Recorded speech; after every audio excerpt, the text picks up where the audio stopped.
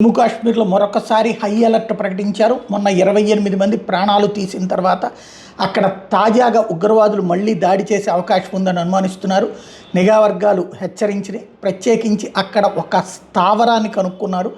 మొన్ననే మనం మాట్లాడుకున్నట్టుగా ప్రధానమంత్రి నరేంద్ర మోడీనే దెబ్బతీయడానికి కుట్ర చేసినట్టు అనుమానించారు అన్నటువంటిది. ఆ కుట్రలో ఫ్యాక్ట్స్ కొంత భారీ ఎత్తున ఆయుధాలు దొరికినాయి అక్కడ. అదే సందర్భంలో ఉగ్రవాదులు టార్గెట్ కిల్లింగ్స్కి పాల్పడే అవకాశం ఉందన్నటువంటి అనుమానాలు కూడా ఉన్నాయి. టోటల్గా 175 మందిని ఇప్పుడు భద్రతా దళాలు అదుపులో తీసుకుని ఒక స్థావరాన్ని స్వాధీనం చేసుకుని కాశ్మీర్ ప్రశాంతంగా సాగిపోతున్నటువంటి వేళ ఏదైతే ఆర్టికల్ 370-35 రద్దు తర్వాత చిన్నా చితక సంఘటనలు తప్పించి పెద్ద ఎత్తున పబ్లిక్ భారత ప్రభుత్వంతో మమేకమైపోతూ అది భారత్లో భాగమని వాళ్ళకి ఫీల్ అవుతూ, అలాగే విద్యా ఉద్యోగ ఉపాధి అవకాశాలు పెరుగుతున్నటువంటి నేపథ్యంలో ఆ పరిస్థితిని చెడగొట్టేందుకోసం అని చెప్పేసి రంగంలోకి దిగారు. ఈ నేపథ్యంలో జరిగినటువంటి ఘటన 28 మంది ప్రాణాలు కోల్పోవడం, ఇప్పుడు హై అలర్ట్ ప్రకటించారు ఓవరాల్గా.